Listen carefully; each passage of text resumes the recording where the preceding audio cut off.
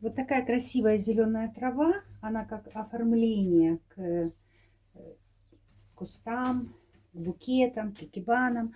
Но если она растет вот так густо, как у меня, то месяца через полтора она забьет весь горшок, и мне придется выбросить это красивое растение. Поэтому я хочу сейчас его немножко видоизменить. Итак, начнем.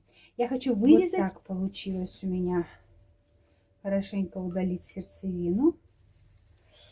На самом деле у меня в прошлом году был такой куст, и он потом забил все, весь горшок. Это не годится. Так, теперь мы сюда немножко подсыпаем земли.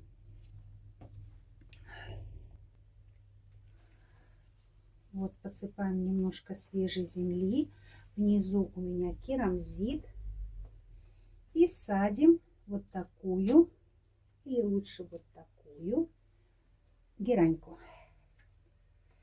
Это только начало, она к июню будет очень богато цвести. Присыпаем еще землей.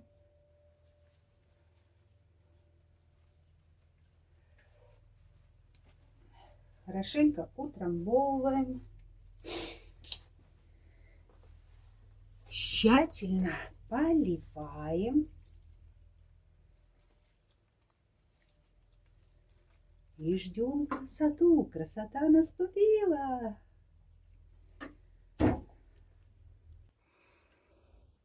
Конечно, сейчас этот горшочек выглядит очень красиво. Но буквально через месяц корни все забьют, и он будет выглядеть печально. У меня уже есть опыт, поэтому делаем второй. У меня всего таких 3 горшка. Продолжаем. Вот так получилось у меня удалить эту серединку. Так, теперь землю. Добавляем немножко землю. Внутрь я уже добавила. Теперь утрамбовываем тщательно, потому что если попадет воздух, то корни будут гнить. И тщательно, хорошенько поливаем.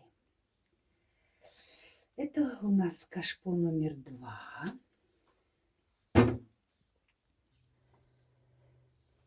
И третье, последнее. Я в завершении покажу, как я оформляю свою витрину. Винтажное окно в Винтергартене. Здесь у меня 3 одинаковых кашпо. Но еще раз покажу, как мне удалось удалить середину. Надеюсь, что я не сильно повредила корни. Ну, это неприхотливое растение. Итак, немножко земли вовнутрь. Аккуратно помещаем герань. Это будет как световой акцент. Световой акцент. Это будет очень красиво. Я в этом убеждена.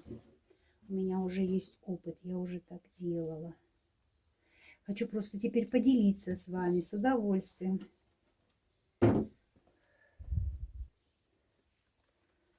Итак, мы закончили. Я закончила. Я сделала 3 одинаковых.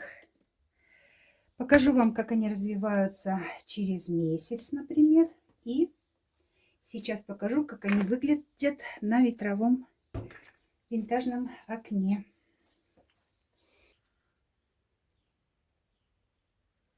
Вот так выглядит он на окне.